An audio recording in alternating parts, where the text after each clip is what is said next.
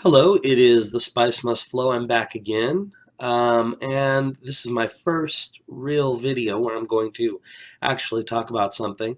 And this is going to be actually a review of a book, a very good book that I just finished recently by a man named William Forstchen.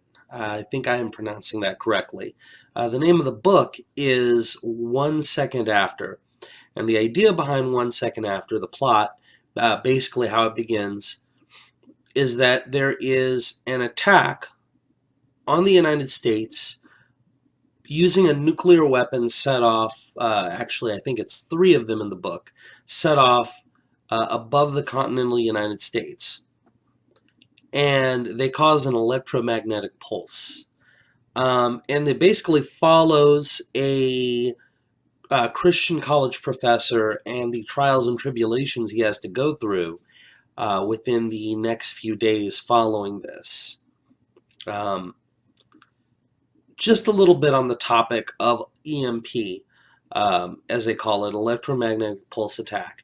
It is an attack which, in our modern era, is one of the most profound and horrific sort of attacks that could occur to America, could occur to any nation, really. Entirely because the way that the EMP works from a scientific perspective is that it would overload the circuitry. It would act kind of like a very powerful solar storm. Okay, it would interact with the Earth's magnetic field, I should say. And it would fry virtually all the microcircuitry within all of the technology that we have, like everything that I have right here in order to do this video right now, okay? It would all be destroyed. Back when we still had vacuum tubes running things, computers running on vacuum tubes, TVs running on vacuum tubes, back when that was our technology, it wasn't that big a deal because we hadn't gone to true very advanced microcircuitry. But the moment that we began to develop microchips and put them into virtually everything, the only way we really could protect such a setup would be with what are called Faraday cages. Everything would be a lot more expensive if we covered them in a Faraday cage. So, or if we just simply figured out a way to more or less harden virtually everything against an electromagnetic pulse. So what happens? What would happen if we were hit with an EMP? The answer is we would go back immediately to the 19th century in terms of technology. There would be a variety of things that would still work. Firearms, for instance, are the most obvious thing that would still work because there's no electronics in the vast majority of guns, right? Any mechanical object you have that doesn't involve a computer, really, all of them would work. But consider the number of things you have that have a computer chip somewhere. The vast majority of cars would turn off, never to turn on again. TV, electronics, computers, various toys for children, all gone. Gone forever. That is kind of the backdrop of this. That is the backdrop of this book. And it's named 1 Second After because literally 1 second afterwards, they're immediately in the 19th century. Probably one of the most heart-wrenching elements of this book is the consequences that would have for people that are dependent upon modern medicine to stay alive. There are a very large number of people that, when you think about it, they live average everyday lives. There really aren't a lot of problems with their existence. They don't have a lot of problems dealing with life, but they're taking drugs. They're taking drugs that are made in a factory somewhere, a factory that runs on electricity and has microcircuitry all throughout it. If that factory shuts down, and there's no other factory, what happens? You're dead. It might take a while. It might take not very long, but you're going to die. There are a variety of conditions that a person can have that they're not deadly. They will not kill you, but your life will be worse and it'll be far more difficult by virtue of you not having access to your medicines. Consider all the people, for instance, on psych drugs of some sort or another. I do contend there's a good number of people who are on psych drugs that probably shouldn't be on them, who basically need to get control of themselves, right? However, a whole lot of people need to be on those psych drugs. And to a large degree, when people had crazy family members, right, whatever psychosis, whatever issue they had, right, you would lock them away. We would lock them away in an insane asylum, which a lot of them were horrible places, right? Sometimes you just locked them up in your house. They did crazy stuff, and you kind of kept them away from society. And all these drugs that came out allowed them to have some semblance of a normal life, at least most of them. What happens when the drugs run out? You just start thinking of the various things that we've built. You also have to consider food distribution. You have to consider how cities have been built, the principles behind how cities have been built. Take New York City. Consider the greater metro area of New York City. New York City, the people who live there cannot be supported by the farmland that is around New York City. They cannot be supported by farmland inside of New York City because there really is none. They can't really be supported in that large number, in that big an area, without a very large infrastructure around them to bring them food, right? And under normal circumstances, it's not that big a problem. We do it all the time. But if that infrastructure were to collapse, people who are in New York would have to leave or die. These are the larger elements behind the book. Okay, I haven't really said anything up to this point that is not a spoiler, but, well, spoiler alerts ahead.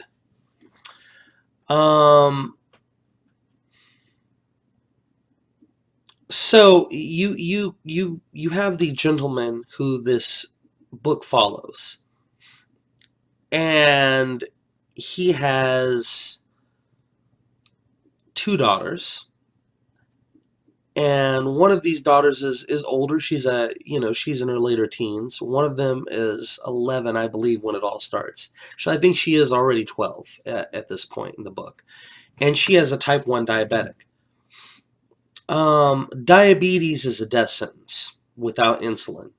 Without insulin, diabetes will kill you. If it's type 2 diabetes, it'll take a while to kill you. If it's type 1 diabetes, you're not going to make it very long at all. The difference from a scientific medical viewpoint is that with type 2 diabetes, generally you're still making some amount of insulin, and your body has an autoimmune response to that insulin. There are a variety of theories out there as to why it happens, as to what causes type 2 diabetes, which I'm not going to go into, be too big a digression.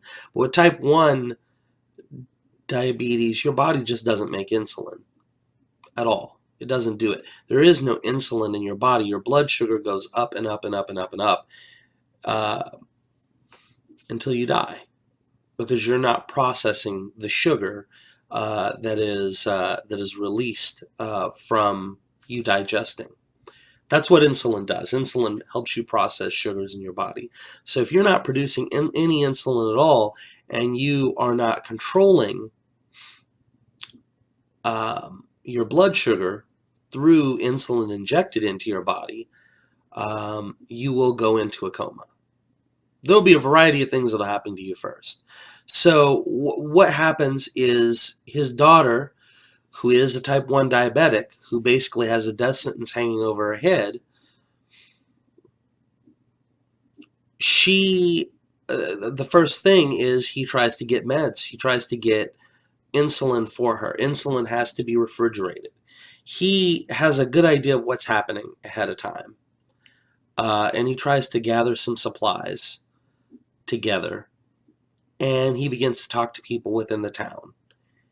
There are a variety of people who are stranded, who are basically on close to the highway, close to the town that he lives in, who come into the town. There are arguments over their status, along with the original inhabitant status, along with the students who are at the college's status. As I said, it's basically a small college town with a Christian college there. And then it follows from there. What are the consequences? There is a very big battle scene, a very bloody battle scene, but it is told from the perspective of a military commander as opposed to an actual soldier on the battlefield. The book, I think the best way I could describe it is, what if you took Cormac McCarthy's The Road, okay, but made it so that the descriptions of things were not as good. Okay, you didn't have a person who had the same skill level of describing things as Cormac McCarthy, but you had the ability to create the level of dread, the level of pain and heartache and death, and actually like make you emotionally like kind of like well up. Okay, they kill more people in Game of Thrones in this book. That he just, and you can't fall in love with the character. You can't fall in love with the character because that character is probably going to die. And he's just good at killing people. But killing them in such a way that they are not numbers. Okay. This comes down to my whole thing. It's not my thing. It's just a theory I've heard a while back. That humans have a monkey sphere. That your mind can only think of and hold on to maybe 120, 150 distinct personalities, right, that we can care about. And that's because that's about the size of tribes, of packs that humans have run in when we were, hunter-gatherer species. So once you start talking about larger numbers of people, it becomes an abstraction. Basically, that is the idea of the monkey sphere. And I have noticed some authors will say, well, 1 million people died, right? I've read in history books about this number of people died or that number of people died. It's an abstraction. Mathematically, in my brain, I can imagine the number, right? But I cannot know 1 million people. So without a personal experience to what happened, it's difficult to personalize it, to really feel what has actually occurred, right? Forstchen is very good at being able to take these numbers, being able to take this hard, very rough, very soul-clenchingly horrible set of events that would occur after an electromagnetic pulse and turn them into real people.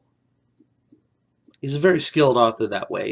It takes a level of skill to create that. And in that, I have to give him a lot of credit.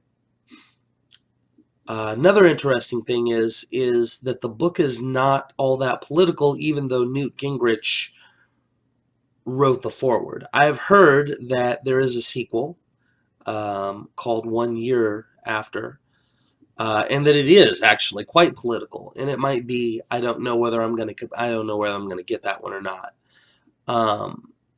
But you think about it, it shouldn't surprise you there isn't a lot of politics in this. I mean, what sort of politics are you going to have, when you're starving, right? Like, what are the politics of oh my God, my kid needs this medicine, my kid's going to die?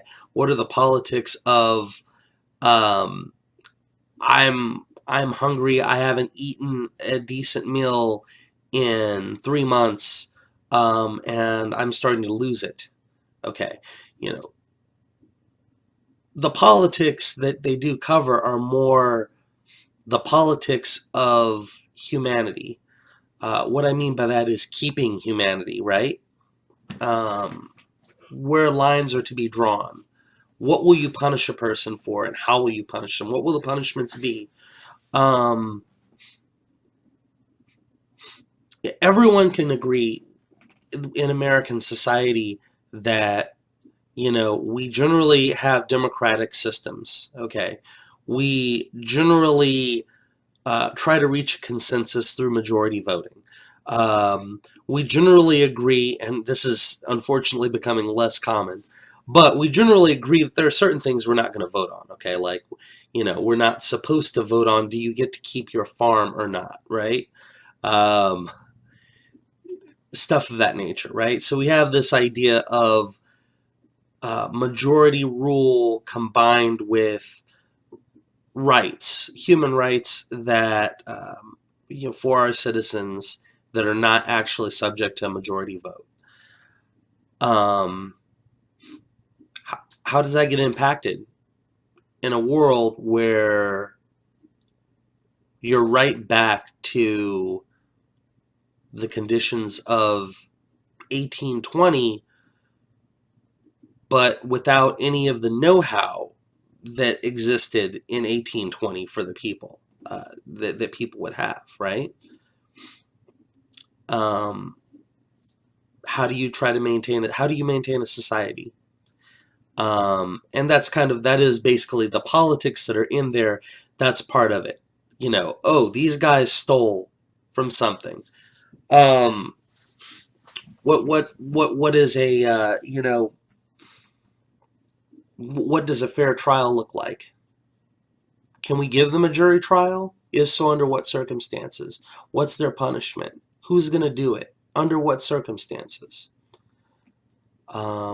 That's kind of the thing. That's kind of how that part of it works. I'm not going to give away the ending of it, but I am going to say that it had a very deep effect on me. For one thing, a lot of the times when I write or when I read a novel and it's trying to prove some sort of social point to me, I kind of roll my eyes. Or when it's trying to advocate for some sort of social change, I'll roll my eyes. I do that because I think a lot of the times you're just trying to tug at heartstrings, right? But the threat isn't real. Um, this threat is real. One nuclear weapon exploded over the state of Kansas would destroy most of the electric infrastructure in the entire United States. Be done. It would be done, right? We would be done.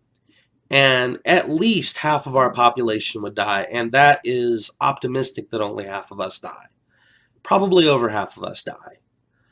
Um, and yet, what are we doing about electromagnetic pulse attacks? It would be, I mean, can we save every bit of electronics everywhere? No. Do we have to? No. But keeping the infrastructure alive and not going all the way to 1820. And if we were attacked, being able to figure out who did it, right?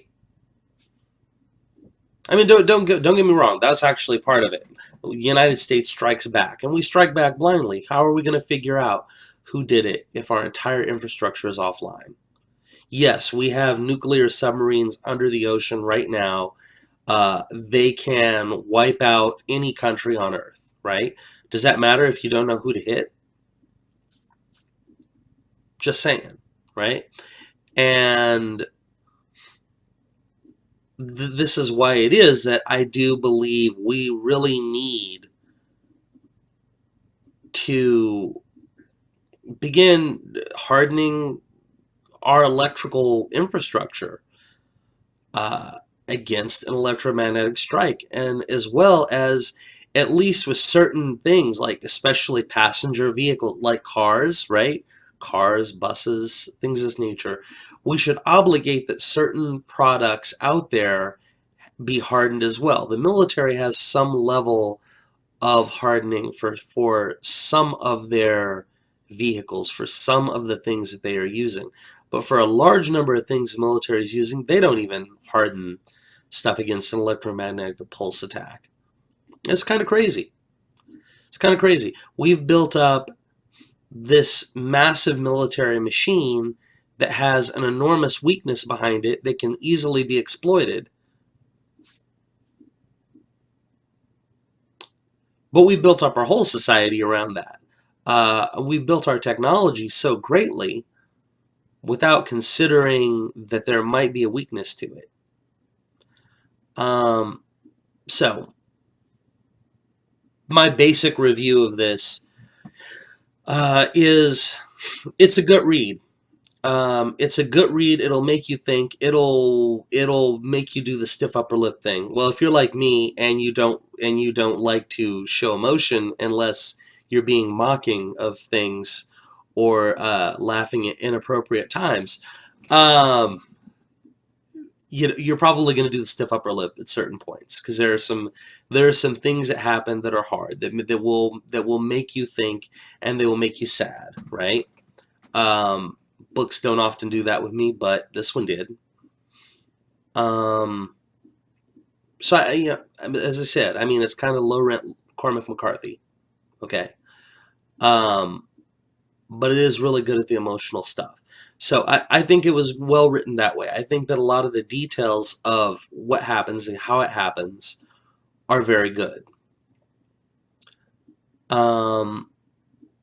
I would suggest that, as long as you are not a person who does bawl and cry over the smallest little thing, probably shouldn't read it. But if you have a good constitution, a good stomach for these things, it's a good read. I suggest it.